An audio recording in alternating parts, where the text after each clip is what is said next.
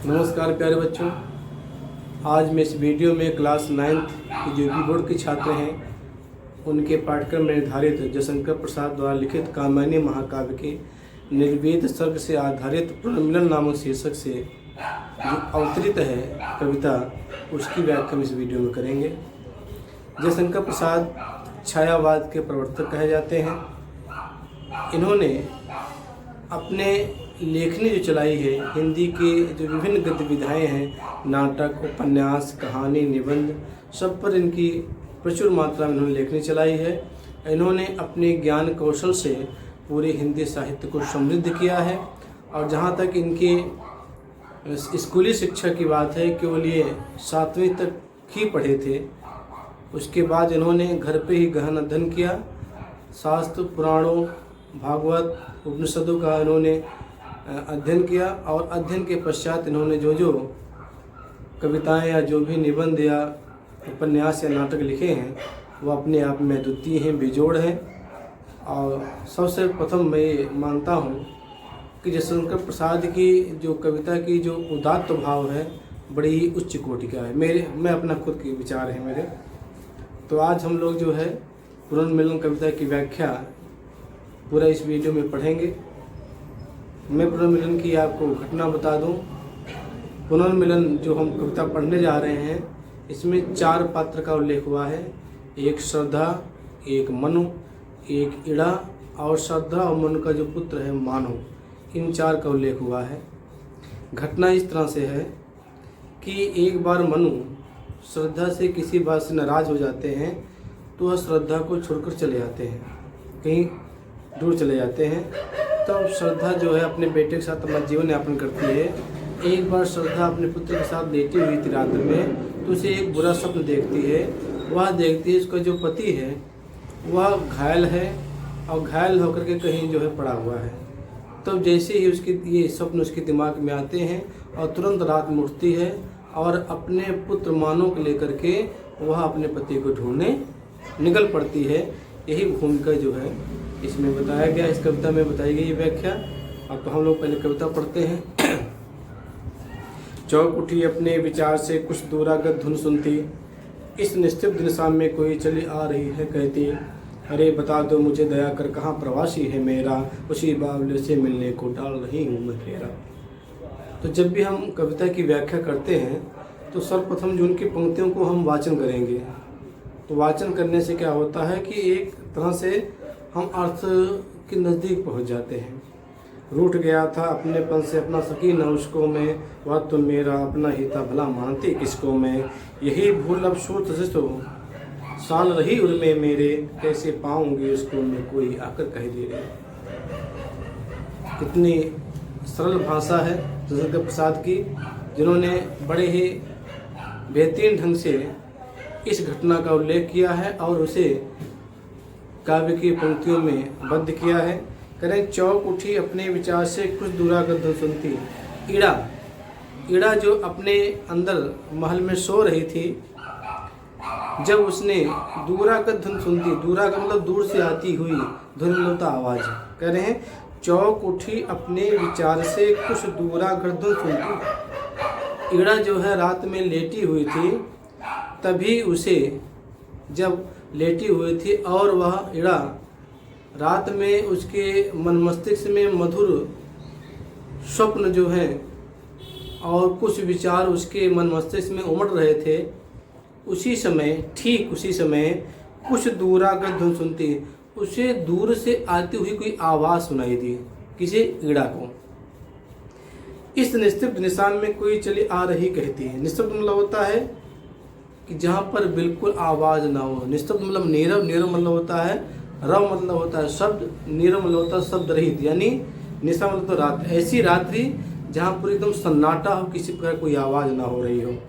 स्तब्ध निशा में कोई चली आ रही है कहती, ईड़ा ने सुना कि इस रात्रि अंधकार में, रात्रि में सन्नाटे में कौन यह कहती हुई चली आ रही। क्या कहती हुई, अरे बता दो मुझे दया कर कहाँ प्रवासी है मेरा, उसी बावले से मिलने को डाल रही हूँ मैं फेरा। कह रहे हैं वह जो श्रद्धा है उस रात में कहती हुई आ रही है, अरे कोई मुझ पर दया कर दो और प्लीज़, यानी मुझ पर दया करके मुझे बताओ कि मेरा जो प्रवासी, मेरा जो पति, जो प्रीतम है, वो कहाँ मिलेगा। उसी बावले से मिलने को डाल रही हूँ फेरा। वो बावला हो गया, उस बावले प्रीतम से मैं मिलने के लिए रात में चक्कर लगा रही हूँ, वो मेरा बावला पति कहाँ मिलेगा। यहाँ जो बावले शब्द का प्रयोग किया है कवि ने, वो इसलिए किया है कि कवि ये कहना चाहता है कि जो पति पत्नी के संबंध होते हैं वह विश्वास पे टिके होते हैं। अगर किसी कारणवश पति पत्नी में कोई नोक-झोंक होती है तो छोटी छोटी बातों से नाराज़ होकर के पति या पत्नी को कहीं दूर नहीं जाना चाहिए। तो यहाँ पर उसी बावले, यानी बावला जो शब्द है श्रद्धा ने अपने पति के लिए इसलिए किया है क्योंकि छोटी बात से रूठ कर तुम चले गए, ये उचित नहीं है। तो वहाँ पर ये पागल शब्द मत समझिए, पागल से नहीं, यहाँ पर उसका जो भावातिरेक है, उसके प्रति जो उसका प्रेम है, आधिक्य है, इस वजह से वहाँ पर इसका वर्ड का प्रयोग किया गया है। यहाँ पागल से नहीं है। यानी उसी में अपने बावले पति से मिलने के लिए मैं इधर उधर चक्कर लगा रही हूँ। रूठ गया था अपनेपन से अपना सकीना उसको मैं, वह तो मेरा अपना ही था भला मानती किसको मैं। कह रहे रूठ गया था अपनेपन से भला अपना सकीना उसको मैं। कह रहे वो श्रद्धा अपने आप को दोष देती है कि वह कोई अपने आप से कोई ढूंढता है, कोई अपने आप से रूठता है। मैं तो उसकी अपनी थी, वो भी मेरा अपना था, ऐसे में कोई अपने से नहीं ढूंढता है। कह रहे कि वो मेरी गलती, श्रद्धा अपनी गलती मान रही है कि मेरी ही गलती थी कि मैं उसे अपना ना सकी, यानी उन्हें समझा ना सकी, और भला मानती किसको मैं, वही मेरे अपने थे, मैं इनके अलावा किसको मानती। यह भूल अब सूर सदृश हो साल रही उर्मे मेरे। कह रहे हैं कि जो मैंने अपने प्रीतम यानी पति को मनाया नहीं, और वही भूल अगर मैं मना लेती, उनकी चढ़ गिर पड़ती, तो निश्चित है आज जो मुझे कष्ट हो रहा है, जो हम दोनों माँ बेटे 19 रात के अंधकार में ढूंढ रहे हैं, वो चीज़ ना होती। कह रहे हैं यही भूल अब सोच से, वही जो भूल मैंने की थी अब मुझे पीड़ा दे रही है, साल रही और मेरे हृदय में पीड़ा हो रही है। यानी मेरे हृदय में वह चुभ रहा है। कौन? वही भूल जो मैंने कर ली। कैसे पाऊंगी उसको मैं, कोई आकर कह दे रहे। श्रद्धा रात के सन्नाटे में चिल्लाती हुई कह रही है कि कोई बता दे कि मेरा प्रीतम कहाँ है, मैं उसे कहाँ पाऊंगी, कोई आकर मुझे समझा दे, मुझे कह दे। ईड़ा उठी दिख पड़ा राजपथ, धुंधली सी छाया चलती, वाड़ी में तिकड़ वेदनवा पुकार जैसे चलती। शिथिल शरीर वसन विशंखिल, कबीर अधिक अधीर खुली, छिन्न पद्मकरंद रोटी से जो मुरझाई हुई कली। कह रहे हैं कि ईड़ा जो है, जब ईड़ा के कानों में वह रोने की आवाज़ सुनाई पड़ती है जो दूर से आ रही थी, तो वह उठ जाती है, और उठ करके वो जो है राजपथ मतलब होता है राजमार्ग, राजमार्ग मतलब होता है जो सबके लिए आने जाने का जो रास्ता होता है, इसे आप लोग इंग्लिश में कहते हैं नेशनल हाईवे, राष्ट्रीय राजमार्ग। कह रहे ईड़ा उठी दिख पड़ा राजपथ, धुंधली सी छाया चलती। कह रहे हैं ईड़ा उठी और वह जो रोने की आवाज़ उसके कानों में पड़ रही थी, दूर से आ रही थी, उसको जानने के लिए वह जो है राजमार्ग पर गई। और राजमार्ग क्या देखती है कि एक धुंधली सी छाया, मैंने जब अपनी निगाहें उठा करके सामने देखती है तो एक धुंधली सी कोई शरीर जो है वह आती हुई, उसकी तरफ आती हुई दिखाई दे रही है, क्योंकि रात था जैसे मैंने आपको बताया। और दूर, जब दूर आदमी कोई रहता है, धुंधली सी छाया इसलिए कह रहे हैं कि जब दूर रहे, रात्रि है, अंधकार है, तो उसमें स्पष्ट नहीं हो पाता है कौन आ रहा है, लेकिन जब वो नज़दीक आ जाता है तब जाकर स्पष्ट हो पाता है कौन है वो। जैसे कहें धुंधली सी छाया चलती, वाड़ी में थी करुण वेदना हो पुकार जैसे जलती। कवि कह रहा है कि ईड़ा ने देखा कि उसकी वाड़ी में करुणा थी, वह पीड़ित थी, और ऐसा लग रहा था जैसे मानो तप रही, विरह में तप रही हो, जल रही हो। शिथिल शरीर वसन विशंकिल, कबीर अधिक अधीर खुली। कह रहे हैं उसके शिथिल मतलब होता है शरीर, शिथिल मतलब होता है ढीला, शरीर मतलब होता है शरीर, वसन मतलब होता है वस्त्र, विशंकर मतलब होता है अस्त व्यस्त। कह रहे हैं उसका शरीर जो है शिथिल हो गया था, ढीला हो गया, नहीं थकी हुई सी महसूस हो रही थी। उसके जो है कपड़े जो थे इधर उधर छिन्न अवस्था में थे। कबरी अधिक अधिक खुली, उसके बाल खुले हुए थे और अत्यंत व्याकुल हो रही थी वो। छिन्न पत्त मकरंद रोटी से जो मुरझाई हुई कली। कवि कह रहा है कि ईड़ा ने जब देखा, उसे ऐसा लगा जैसे कोई कली हो और उस कली के पत्ते झड़ गए हों, उसके मकरंद को भौरों ने रसपान कर लिया हो और वह एक मुरझाई हुई कली की तरह दिख रही थी, जिसके पत्ते, जिसके पंखुड़ियाँ झड़ गई हों। इस तरह से वो श्रद्धा दिखाई दे रही थी। नव कोमल अवलंब साथ में वे किशोर उंगली पकड़े, चला आ रहा मौन धैर्य सा अपनी माता को जकड़े। नव कोमल अवलंब साथ में, श्रद्धा के साथ, नव मतलब नया, कोमल मतलब जो अभी शैशवावस्था में हो, जो शैशवावस्था में है, अवलंब साथ में, अवलंब सहारा, वह किशोर उंगली पकड़े। एक छोटा सा किशोर बालक था जो अपनी माँ की उंगली पकड़े हुए था। चला आ रहा मौन धैर्य से अपनी माता को जकड़े। वह मौन होकर के, मौन धैर्य धारण करके अपनी माता को कस के पकड़ा हुआ था। थके हुए थे दुखी बटोई वे दोनों ही माँ बेटे। कवि कह रहा है कि बटोई मतलब होता राही, वे जो है दुखी थे, राही जो दुखी थे, और वो दोनों क्या थे, माँ बेटे थे, यानी माँ बेटे थे। खोज रहे थे भूले मन को जो घायल होकर लेटे। वो दोनों माँ बेटे, माँ जो है उसकी अपने पति को ढूंढ रही थी और बेटा अपने बाप को ढूंढ रहा था, और वो उन दोनों खोज रहे थे जो मनु ईड़ा के पास घायल होकर के लेटे हुए थे। उन दोनों उसको ढूंढ रहे थे, मनु को। आइए देखते हैं आगे। ईड़ा आज को द्रवित हो रही दुखियों को देखा उसने, पहुंची पास और फिर पूछा तुमको बिसराया किसने। यहाँ पर हमारी जो भारतीय संस्कृति की परंपरा है कि जब भी हम किसी दुखित प्राणी को देखते हैं तो हमारा हृदय भी पसीज जाता है। इसमें भारतीय संस्कृति का वर्णन उन्होंने भी किया है। कह ईड़ा कुछ द्रवित हो रही दुखियों को देखा उसने, जब उन दोनों माँ बेटी को जो अत्यंत दुखी थे, जब ईड़ा ने उन्होंने देखा तो कुछ द्रवित हो रही, वो भी पसीज गई। उनके दुख को देख करके उनका हृदय भी क्या हो गया, पसीज गया, यानी वो भी दुखित हो गई। पहुंची पास, फिर पूछा तुमको बिसराया किसने। और उन दोनों के पास ईड़ा पहुंची और उनसे पूछी आखिर तुम्हें किसने भुला दिया है। इस रजने में कहाँ भटकती जाओगी तुम बोलो तो, बैठो आज अधिक चंचल हो बिता गाटने से खोलो तो।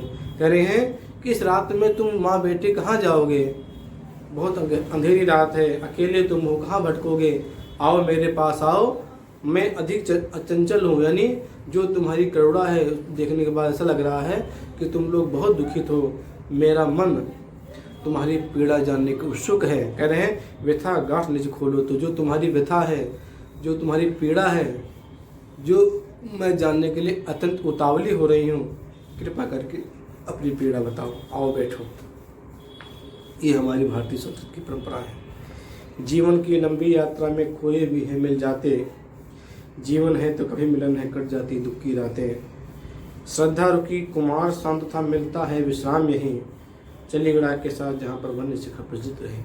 कह रहे हैं जीवन की लंबी यात्रा में खोए भी मिल जाते हैं। ईड़ा जो है उन दोनों को समझा रही है कि हे श्रद्धा, तुम इतना दुखी मत हो, क्योंकि ये जीवन जो है बहुत लंबा है।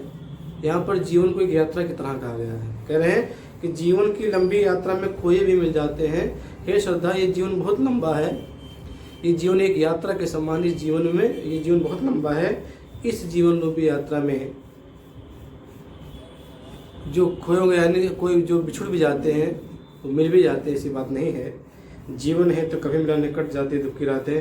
कहने जीवन में तो मिलन और बिछुड़ना लगा रहता है, और ये जो तुम्हारे जीवन में कष्ट आया है ये भी दिन बीत जाएगा, क्योंकि ये तो समय का चक्र है, कभी दुख है कभी सुख है। तो मुझे यकीन है कि आज तुम्हें जो कष्ट है, आज तुम बिछड़ गई हो अपने प्रीतम से, अपने पति से, निश्चित हो जरूर मिलेंगे, क्योंकि जीवन बहुत लंबा है। श्रद्धा रुकी कुमार शांता मिलता है विश्राम में ही। श्रद्धा ईड़ा के कहने से श्रद्धा वहाँ रुक गई, और जिसका जो बेटा था वो भी एकदम शांत था, और दोनों बेटों को वहाँ पर आराम मिलता है, क्योंकि वो बहुत दूर से चले आ रहे थे, थक चुके थे। जैसी ईड़ा उनको बैठाती है तो उनको आराम मिलता है। चली ईड़ा के साथ जहाँ पर वन शिखा प्रज्वलित रही, उसके बाद दोनों आराम करने के पश्चात दोनों माँ और बेटे ईड़ा के साथ चल देते हैं जहाँ पर वहन्य शिखा प्रज्वलित रही, जहाँ पर अन्न की लपटें जल रही थी। इसे मसाल कहते हैं। मसाल गुफाओं देखिए, पहले मसाल लगते थे, आज भी फिल्मों में देखते होंगे आप। सासा धसकी वेदी ज्वाला मंडप आलोकित करती, कहाँ मैंने देख पाई कुछ पहुंची उस तक डग भरती। कह रहे हैं कि जैसे लोग आगे बढ़े तो एक यज्ञ वेदी बनी हुई थी और यज्ञ वेदी में अग्नि जो है धुतक रही थी और एकाएक जो है अग्नि की लपटें जो तेज हो गई और उस जो मंडप बना हुआ था वो मंडप क्या हो गया, आलोकित हो गया उसके प्रकाश से। कभी कभी जब हम हवन करते हैं तो हवन में जो सामग्री डाली जाती है उसमें घी डाला जाता है तो रह करके बीच बीच में अग्नि जो है लपटें तेज हो जाती हैं। तो एकाएक तेज हो गई और जो मंडप बना हुआ था पूरे मंडप क्या कर दिया उसने, आलोकित कर दिया, प्रकाशमान कर दिया। कामायनी देख पाई कुछ पहुंची उस तक बढ़ती। जब कामायनी, यहाँ श्रद्धा कहा गया, श्रद्धा का नाम कामायनी भी है।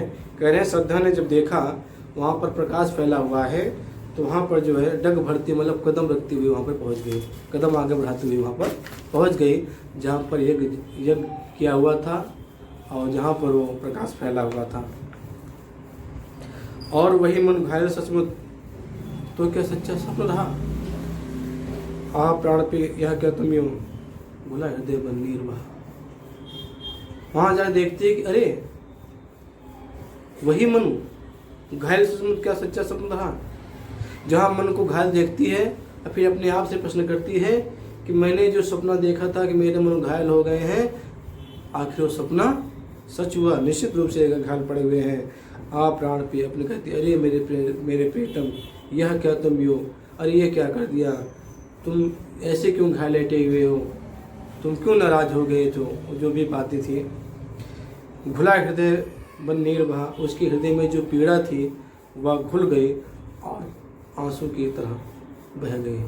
उसके अंदर हृदय में जो पीड़ा थी श्रद्धा की, जब उसने मन को अपनी आंखों से देख लिया, उसे तसल्ली हो गई तो हृदय की जो पीड़ा थी वह गल करके आंसू के रूप में, आंखों के आंसू के रूप में बाहर निकल गई। ईड़ा चकित श्रद्धा आ बैठी वह थी मन को सहलाती। ईड़ा जो है चकित हो गई, आश्चर्यचकित हो गई, अरे ये क्या, जिस मन को ये ढूंढ रही थी, जिस प्रीतम को ढूंढ रही थी, इस पति को ढूंढ रही थी, वो तो यहाँ पर है। और वो आश्चर्यचकित हो गई और वह श्रद्धा बैठी मन को सहलाती। श्रद्धा जो अपने प्रीतम के पास, अपने पति के पास बैठ गई और उसे सहलाने लगी, अपना स्पर्श करने लगी। अनुलेपन सा मधुस्पर्शता तथा भला क्यों रह जाती।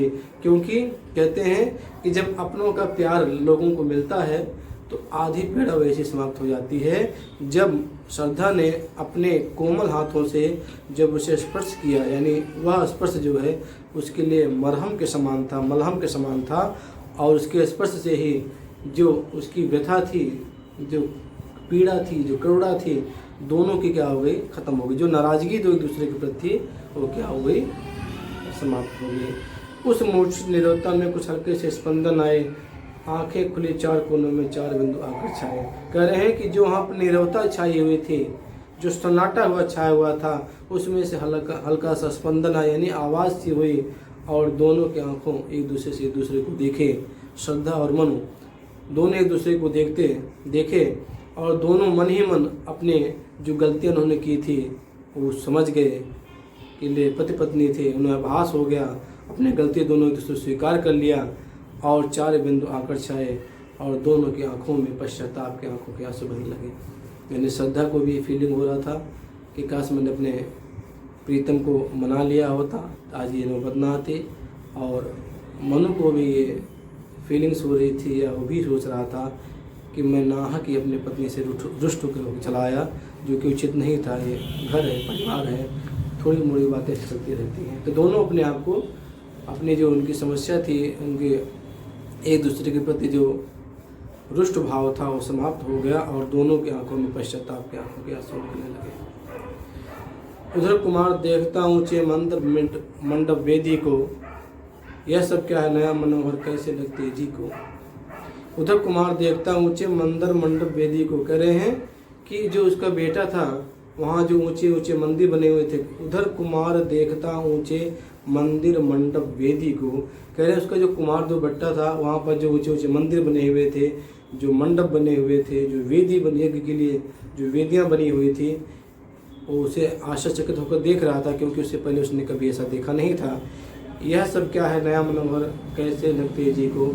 वह जो दृश्य था, मंदिर, मंडप, ऊंचे ऊंचे मंडप, वेदियाँ, ये सब जो था उसके मन को बड़ी प्रिय लग रहे थे और उसका जो हृदय बहुत प्रफुल्लित हो रहा था। माँ ने कहा अरे आ तू भी देख पिता है पड़े हुए।